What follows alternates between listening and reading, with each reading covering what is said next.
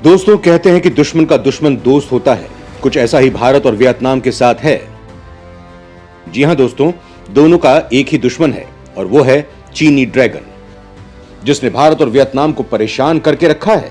वहीं भारत और वियतनाम गहरे दोस्त हैं और मुसीबत आने पर दोनों एक दूसरे का साथ देते हैं।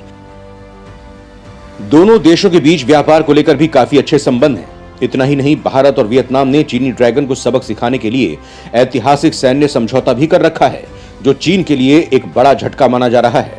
वियतनाम के साथ हुए लॉजिस्टिक करार के तहत दोनों देश एक दूसरे के मिलिट्री बेस का इस्तेमाल कर सकते हैं। आखिर क्या वजह है कि भारत को वियतनाम के साथ मिलकर यह कदम उठाना पड़ा? क्यों भारत के लिए वियतनाम इतना जरूरी है? इस वीडियो में हम इसके बारे में बताएंगे। इसके साथ ही जानेंगे कि दोनों देशों के बीच कैसे संबंध हैं। तो दोस्तों, वियतनाम और भारत के संबंध आज से नहीं बल्कि सालों पुराने हैं। भारत और वियतनाम के संबंध हमेशा से दोस्ती भरे और सौहार्दपूर्ण ही रहे हैं। दोनों देशों के बीच रिश्ते की शुरुआत का क्रेडिट भारत के पहले प्रधानमंत्री जवाहरलाल नेहरू और वियतनाम के लीडर हो ची मिन को जाता है। साल 1954 में फ्रांसीसी सेना को हराने के बाद जब नए वियतनाम ने आंखें खोली, तो पंडित जवाहरलाल नेहरू उन पहले नेताओं में से एक थे जिन्होंने वियतनाम की यात्रा की थी।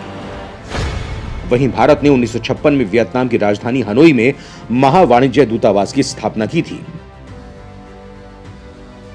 और भारत के साथ संबंध को और मजबूत करने के लिए वियतनाम के राष्ट्रपति हो ची मिन ने 1958 में भारत की यात्रा की थी, जबकि 1959 में भारत के राष्ट्रपति डॉक्टर राजेंद्र प्रसाद ने वियतनाम की यात्रा की थी।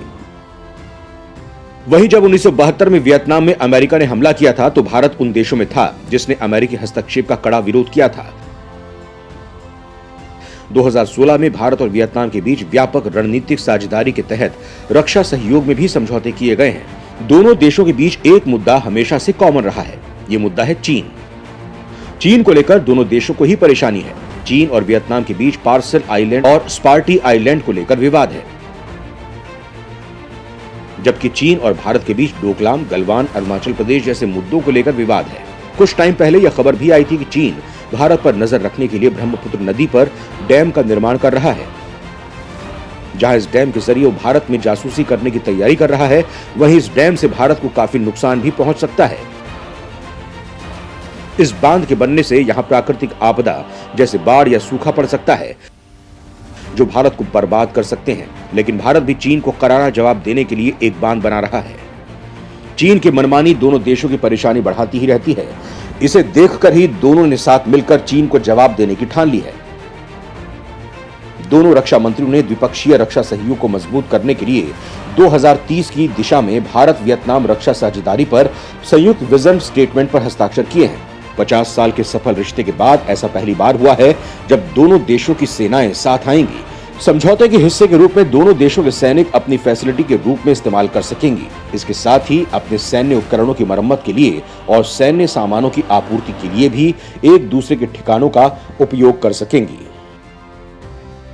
भारत के साथ ऐतिहासिक सैन्य समझौता करने के बाद वियतनाम रक्षा मंत्रालय ने कहा था कि भारत वो पहला देश है जिसके साथ वियतनाम की सरकार ने सैन्य समझौते किए हैं। इस समझौते के तहत दोनों देशों ने एक दूसरे को पारंपरिक सहयोगी माना है और भविष्य में इस साझेदारी को और भी मजबूत करने के लिए 2030 की ओर भारत वियतनाम रक्षा साझेदारी पर संयुक्त दृष्टि वक्तव्य पर हस्ताक्षर किए हैं। दोनों देशों के बीच इस रक्षा साझेदारी की शुरुआत साल 2009 में समझौता ज्ञापन पर हस्ताक्षर के साथ हुई थी। भारतीय जहाज वर्तमान में नियमित रूप से वियतनाम के बंदरगाह पर आते हैं और इस समझौते के तहत साल 2016 में पहली बार एक वियतनामी जहाज ने 2016 में विशाखापत्तनम भारत में अंतर्राष्ट्रीय फ्लीट रिव्यू में भाग लिया था। दोस्तों, भारत और वियतनाम के संबंध प्राचीन चाम सभ्यता के समय से चले आ रहे हैं। इसकी शुरुआत तब हुई जब उड़ीसा के लोग वियतनाम गए थे। उस वक्त उन्हें वहां रहने योग्य घर मिला था। संस्कृतियों, रीति रिवाजों, भाषा और आस्थाओं का आपस में विलय हुआ था। इतना ही नहीं, वियतनाम में चावल अनुसंधान संस्थान की स्थापना में भारत की मदद से वियतनाम को दुनिया के अग्रणी चावल निर्यात बनने में मदद की है। इसके साथ ही कई बार भारत ने वियतनाम की मदद भी की। 20वीं शताब्दी में वियतनाम के द पीस प्रोसेस में भी भारत ने अपना योगदान दिया। भारत ने वियतनाम को फ्रांस के कॉलोनियल पॉलिसी से भी छुटकारा दिलाया है। वहीं जब अमेरिका ने यहां हमला कर दिया था, तो भारत ने वियतनाम का साथ दिया था और अमेरिका की निंदा की थी। वियतनाम हमेशा से भारत की बहुत इज्जत करता आया है। इसका सबसे बड़े उदाहरण बने हैं यहां राजनीतिक नेताओं और भारत पर करीब 60,000 से ज्यादा हो ची मिन्ह ने आर्टिकल लिखे हैं। दोनों देशों के बीच अगर व्यापार को लेकर बात की जाए तो यह आंकड़ा लगभग $8 बिलियन तक है, जो अब बढ़ाकर $15 मिलियन तक पहुंचाने का लक्ष्य है। वियतनाम इस समय कई भारतीय कंपनियों के लिए एक आकर्षक जगह है। वियतनाम में भारत के करीब $1 बिलियन वाले 68 प्रोजेक्ट्स पहले से चल रहे हैं। भारतीय निवेश के तहत तेल और नेचुरल गैस की तलाश, मिनरल्स की खोज और फूड प्रोसेसिंग, चीनी उत्पादन, कृषि रसायन, IT और कृषि जैसे क्षेत्र शामिल हैं। धीरे धीरे वियतनाम की कंपनियां भी भारत में अपनी मौजूदगी बढ़ाती जा रही हैं।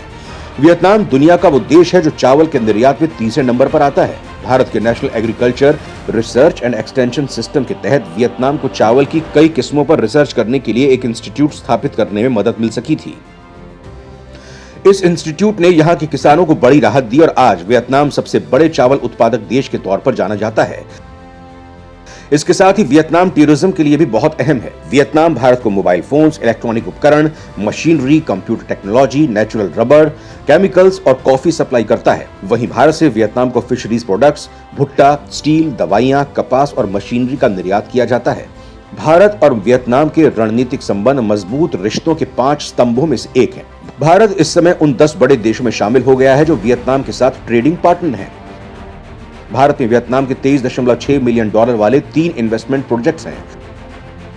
वियतनाम में टॉप इंडियन इन्वेस्टर्स के अलावा OVL, SR exploration and production limited, Nagarjuna limited, KCP industries limited, Ngon coffee manufacturings, Venkateshwara hatcheries, Phillips Carbon and McLeod Russel एवं GCL शामिल हैं। वियतनाम में किसी भारतीय कंपनी द्वारा एकल सबसे बड़ा निवेश टाटा पावर की बड़ी परियोजना है, जो सोक ट्रांग में लॉन्ग फ्यू 2 पावर प्लांट के लिए $1.8 बिलियन की परियोजना है। वियतनाम भारत का 18वां सबसे बड़ा ट्रेड पार्टनर है, जबकि भारत इस सिलसिले में 7वें नंबर पर आता है। इसके साथ ही वियतनाम आसियान का एक अहम देश भी है और उसका दक्षिण चीन सागर क्षेत्र में चीन के साथ क्षेत्रीय विवाद है। भारत दक्षिण चीन सागर में वियतनामी समुद्र क्षेत्र में तेल निकालने संबंधी परियोजनाएं चला रहा है। भारत और वियतनाम साझा हितों की रक्षा के वास्ते पिछले कुछ वर्षों में अपने समुद्री सुरक्षा सहयोग को बढ़ाने के लिए मिलकर काम कर रहे हैं। वियतनाम के साथ सांस्कृतिक और आर्थिक रिश्ते के अलावा भारत का सामरिक रिश्ता भी बहुत मजबूत रहा है। अमेरिका और कंबोडिया से युद्ध के दौरान भारत ने वियतनाम का समर्थन किया था। भारतीय क्षेत्र से बाहर वियतनाम और ओमान 2 ही ऐसे देश हैं जहां भारत के नौसेना बेस हैं। इन दोनों देशों में भारत के 3 युद्धपोत हमेशा तैयार खड़े रहते हैं। भारत के लिए लॉजिस्टिक एग्रीमेंट करने वाला वियतनाम चौथा देश है। इससे पहले अमेरिका, फ्रांस और रूस के साथ ये समझौता कर चुका है। इसके साथ ही ASEAN में भी भारत के लिए मौजूदा कोऑर्डिनेटर देश वियतनाम ही है। इसके साथ ही भारत और वियतनाम ने डिजिटल मीडिया के क्षेत्र में सहयोग करने के लिए एक आशय पत्र यानी LOI पर हस्ताक्षर किए हैं, जिससे दोनों देशों के बीच साझेदारी को और मजबूत करने का मार्ग प्रशस्त हुआ। सूचना एवं प्रसारण मंत्री अनुराग ठाकुर और उनके वियतनामी समकक्ष गुयेन मान हंग ने उस दस्तावेज पर हस्ताक्षर किए जो डिजिटल मीडिया और सोशल नेटवर्क पर नीतियों और नियामक ढांचे की स्थापना में सूचना और अनुभव साझा करने की परिकल्पना करता है। वहीं साउथ चाइना सी में भी चीन के लिए चुनौती पैदा करने वाले वियतनाम के साथ भारत के रक्षा समझौता भारत वियतनाम रणनीतिक और द्विपक्षीय संबंधों में प्रमुख उछाल के रूप में देखा जा रहा है, खासकर जब से दोनों देशों ने चीन पर चिंताओं को साझा किया है।